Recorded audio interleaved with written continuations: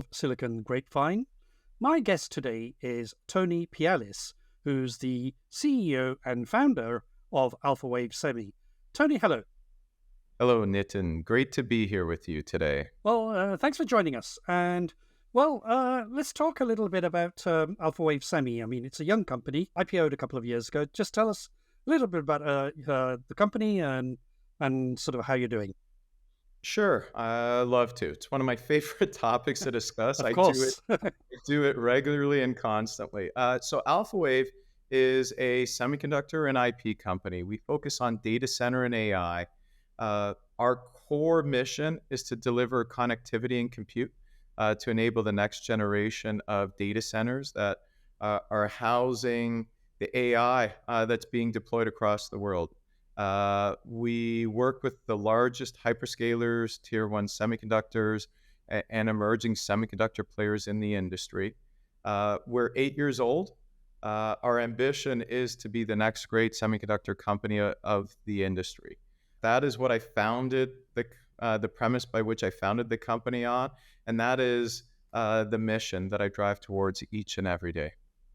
So, I mean, 8 years, hadn't realized it was so long. What are your, I mean, in terms of what you're doing, product-wise, specifically?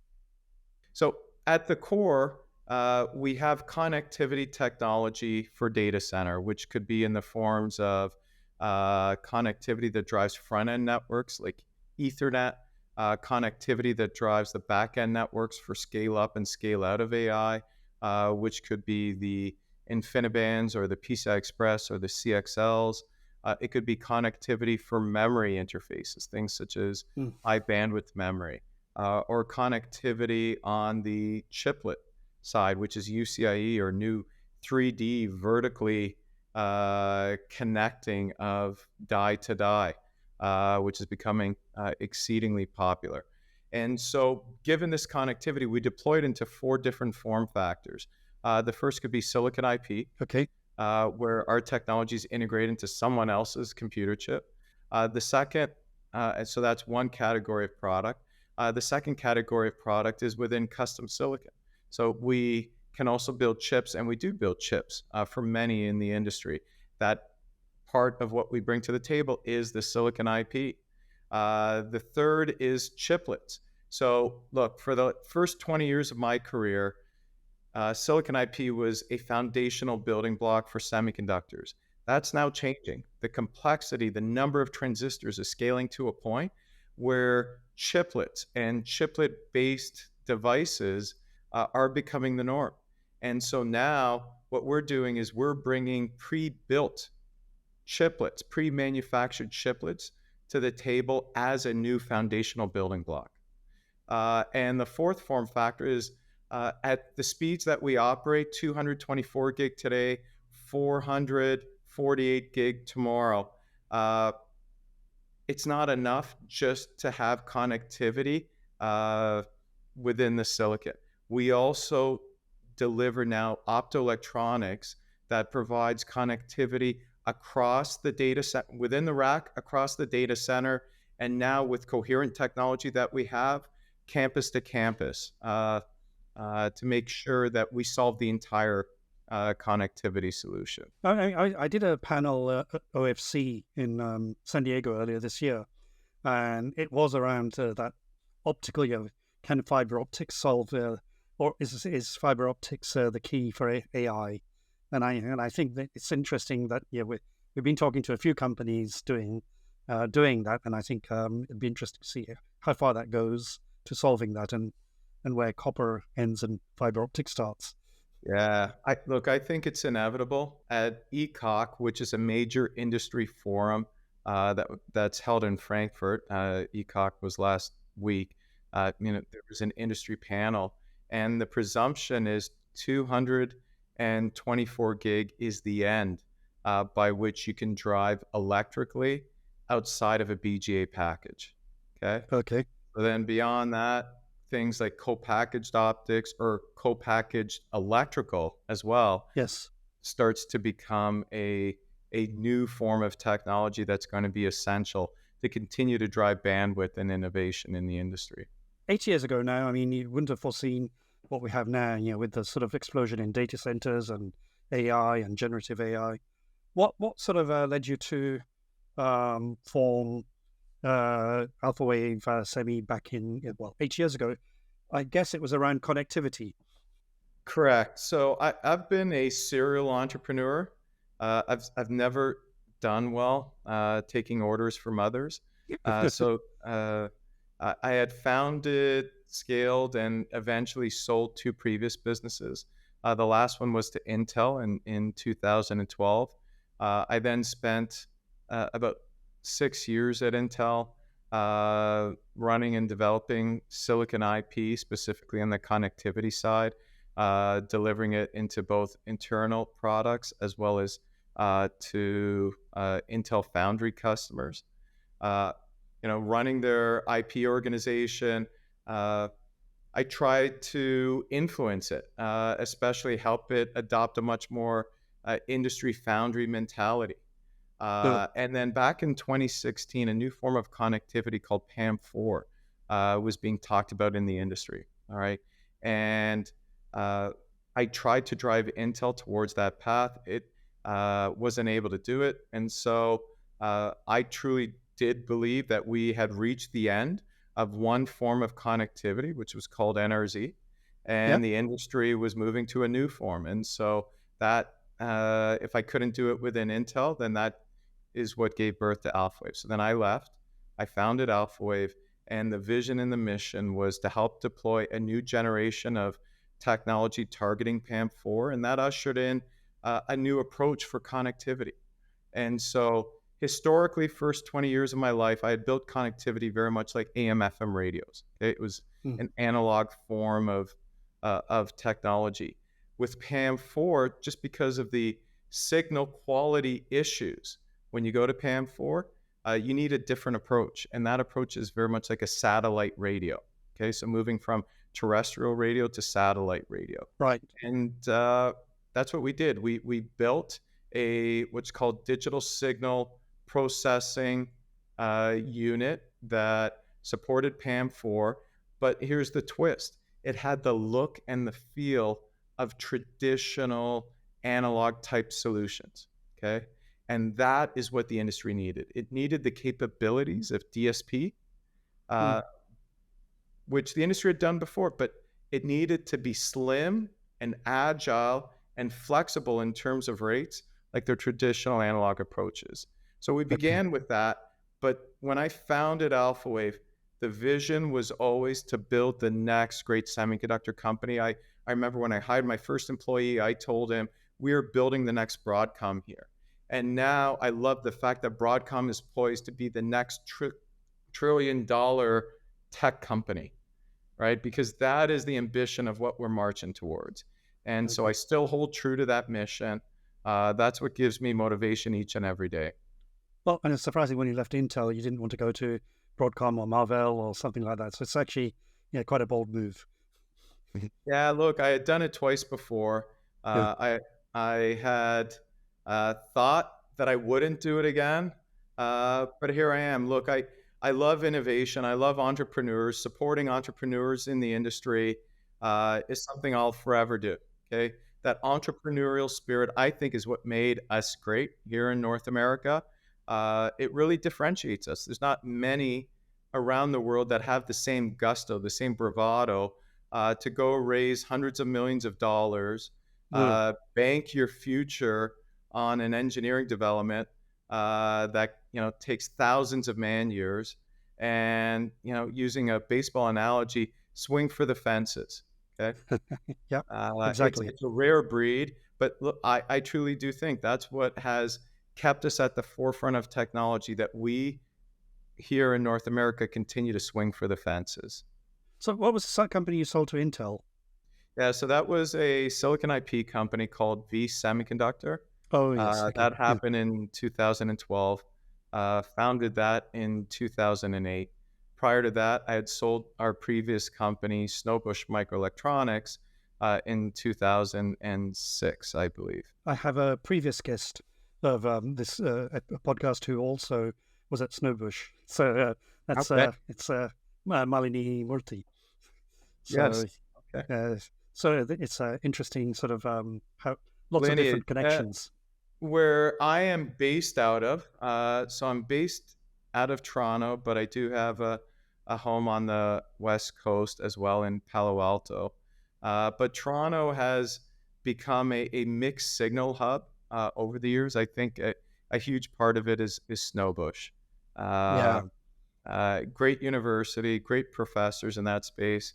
My chief technical officer, Tony Pialis, being the best published electrical engineering professor of all time with one of his textbooks. And so I think that lineage, has created a great pool of engineers that is not only working at Alphawave, but also helping drive many other companies in the industry. I think I met Tony maybe 2 or 3 years ago at the Automation Conference, and he does come over as very technologically competent and knowledgeable. So, Yeah, and a great speaker. yeah. I hate having to do public speaking events with him because I they always put me first, and then he always, just does an Trumps you. amazing job and makes me look very wordy and not articulate after he follows me. But yeah, no, he's a huge benefit to the company, and he's a visionary in the industry. So tell me, let's go to a little bit about your journey. So, how did you? I mean, did you always wanted to study a technology subject, engineering, electronics? What was this? What was the trigger? Yeah, so my father was an electrician. My brother became a chemical engineer. I remember I was taking my final year of physics in high school, and it was time to put in my university submissions. And I was going through different booklets, and for the electrical engineering curriculum at University of Toronto, it talked about different experiments and for the various courses. And physics spoke to me in high school. I really connected with it. I was always good at mathematics. I was very good at writing too. Okay? I enjoyed writing. So I was struggling. Which of these two areas do I go down, the maths and the So science? you would have ended up with my job, maybe. Possibly a journalist or an author. Uh, so I read a story about how you could go run experiments studying lightning at the CN Tower, which at that time was the tallest building in the world. Now I think it's the third or the fourth tallest. Yes. And I thought, hey, you know what? That would be cool. So that pitch sold me on it. I applied, got into all of the various university programs that I applied to. Ended up choosing University of Toronto, and then that was it. And then on my first circuits course, I really connected. Okay, I enjoyed how electronic circuits brought in mathematics, brought in physics, uh, problem solving. It kind of pulled it together for me, and so I fell in love with it. I did internships, which I'm a huge supporter of for anyone in the engineering domain. I think we're a practical industry, and the only way to appreciate what you're studying is to go put it into practice. So And where did you intern? ATI Technologies. Oh yes, remember them. I remember the old graphics company. So everyone knows Yes, NVIDIA now as this AI GPU company. But for those of us old enough, yes, they originated in the world of graphics cards, and it was, there were two players in that space. It was ATI and NVIDIA, and they would constantly battle each other, releasing the next generation of graphics processor. yeah, That's when people used to play video games on computers rather than PS5s and VR exactly. headsets now. And so, yeah, I was in their analog organization, taped out my first chips there. Then I went back, did a master's, and coming out of the master's, which was in the late 90s with my supervising professor, Ken Martin, that gave birth to Snowbush, right? Because everyone was doing startups back then. People were becoming millionaires within a year of establishing their startups. But look, we came in right at 98, 99, and then by 2000, the landscape began to change. And so Yeah. we were forced to build a company, right? Uh, Two professors two grad students. And so that's what we went off and we did. And we got into design services, which to Mm. me was the best learning opportunity because got to work on such a variety of different technologies. So ranging from data converters to wireless front Mm. ends to interfaces for magnetic disk drives. They're called read channels, to Yeah. power amplifiers, regulators, and then we stumbled into the space of high-speed connectivity. Right. Okay. At Snowbush? Yeah, at Snowbush. So we had won a deal with Quantum, which used to be a hard drive company. I think Oh, Maxtor ended yes. up acquiring them. And so for those of us that used to build computers, do you remember the old ATA ribbon cable to connect your hard drive to the motherboard? So for those of you that don't remember, is a ribbon cable that would run through a PC this thick, and it was all parallel wires. Yes. And so Quantum wanted to build a device that supported a new standard that was being developed called serial ATA. So move that big cable into a thin cable. And that was at 1.5 gigabit per second. And so that's how I stumbled into high speed connectivity.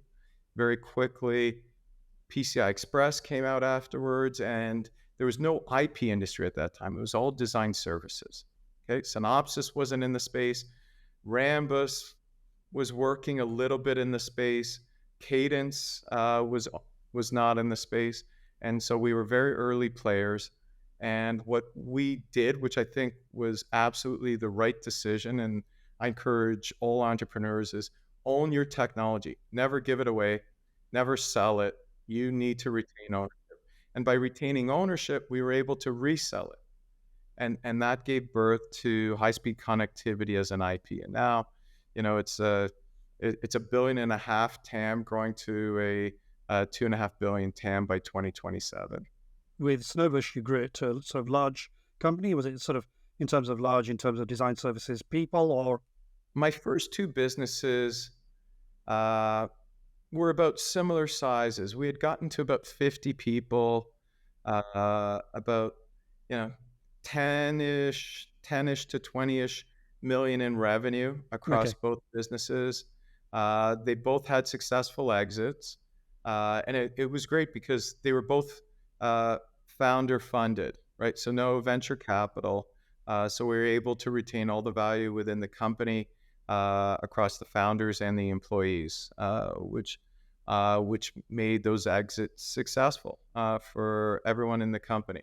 What I learned from those two was that uh, yeah, I believe that what limited the size of those companies was just my mindset.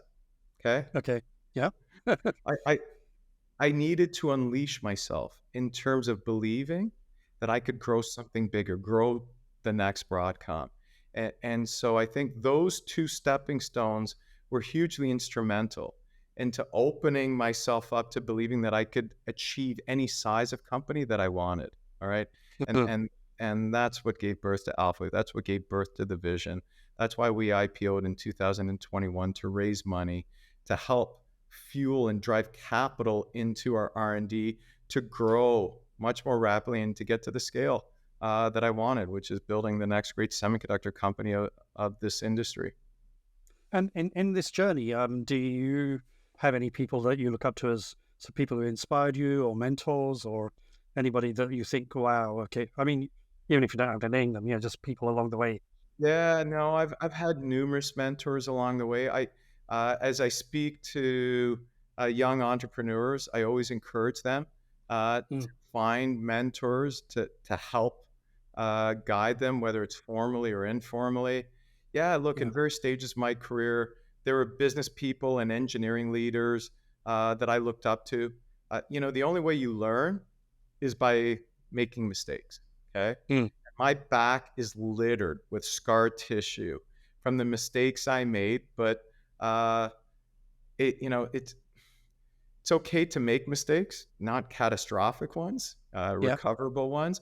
But really, I think what shows the nature of an individual is how you handle and recover from those mistakes. And there were engineering leaders I won't mention names because I may leave someone out, but engineering leaders along the way that where had made mistakes, and rather than just blame me, they rolled up their sleeves and we worked together and we figured out what the problems were and we corrected the problems, and those products were ultimately successful. Later in my career, as I learned to transition from being an engineer to a business person and a leader, yeah, one of my former business partners, uh, he was a PhD, but when you talk to him, you would have never known it. He was such a personable, lovely human, uh, so outgoing. Would walk through the office and light it all up with his personality, and so that had a huge impact on me. Right, it helped guide me as to what are the qualities I wanted to exhibit as a leader. And then look, now in my career, yeah, there's other leaders that I've met along the way that have helped advise me through M&A, that have helped that still continue to help and advise me through my business, uh, and how to navigate growth and scaling and balancing personal relationships and being a parent while building the next great semiconductor company of this industry. So I've had numerous mentors. Just this last weekend, I ran into one I hadn't seen in a decade. And so we immediately embraced. It was a special moment. A two-part question here. What drives you every day? What makes you, and I'm not talking about cars, we'll talk about that in a minute. What drives you every day and what excites you?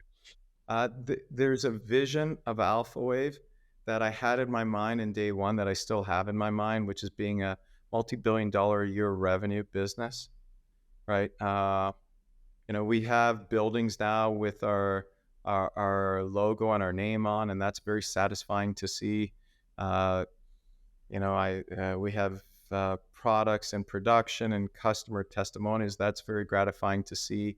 But for me, it's getting to that scale. I really do believe in our industry. It's one where if you're not of a significant scale, you're not a viable operator. You're not a viable supplier. So I am racing forward as fast as I can to get to that scale. Okay.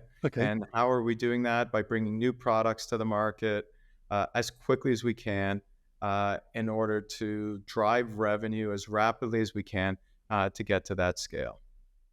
And what excites you? Winning. Winning. Yeah, I'm a competitor. I think most people in our industry at this size is a competitor. But look, for someone to have done 3 startups in a span of 20 years and still have the vigor and the ambition that I have, it's all about winning, right? It's winning not only for myself, it's helping my customers win in their endeavors. And so that's what excites me. Taking on massive challenges, which is what we're facing here at Alphawave, not trying to diminish it, right? It's an industry surrounded by giants like Broadcom, like Marvell, like Synopsys, and not backing down, but fiercely entering the battle and delivering amazing technology, in the face of this fierce competition. And what about in your sort of hobbies, your personal life here? What are the things you get up to if you have time? I know we talked about a few things, but I guess it's all dependent on time. So in my copious amount of free time, when I'm not traveling or working or speaking to customers, investors, employees, look, I'm a people person.